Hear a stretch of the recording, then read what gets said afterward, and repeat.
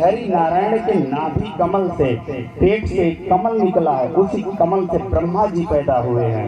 भगवान नारायण ने कहा ब्रह्मा से, आप धरती पर मानव सृष्टि का विस्तार करो।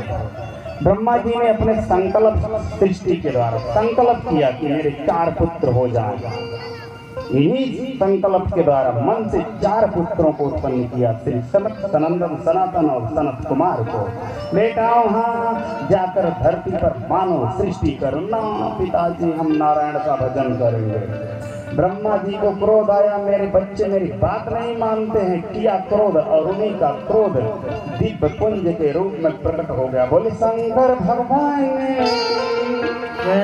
भोलेनाथ, जाओ मानवीय सृष्टि का धरती पर विस्तार करो भाई, प्रलय के बाद फिर से नई सृष्टि करनी है। अच्छा, भोलेनाथ ने कहा ठीक है। भोलेनाथ वही अपन सेना भूत प्रेत, ब्रह्मा दौड़े दौड़े बात इतना खतरनाक सृष्टि नहीं करवानी है, हमने नर नारियों की सृष्टि करवानी है।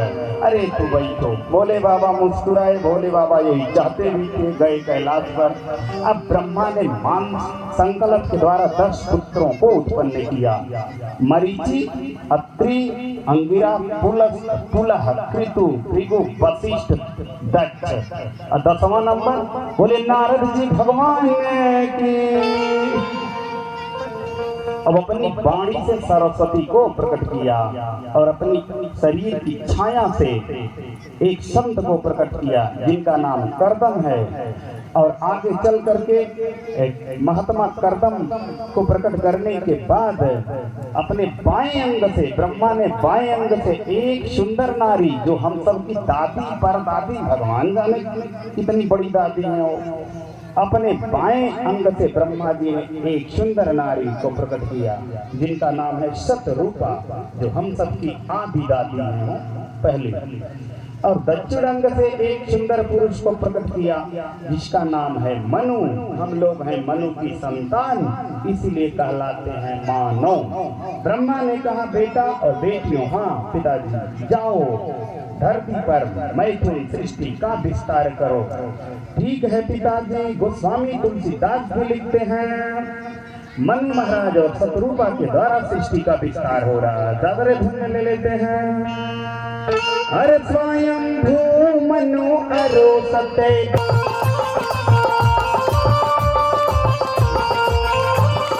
स्वयं भू मनु अरोसते रूपा, जिनके भई नर सृष्टि अनुपा।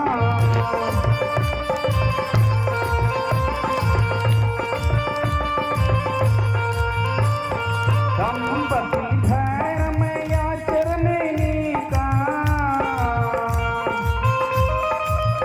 न कर का।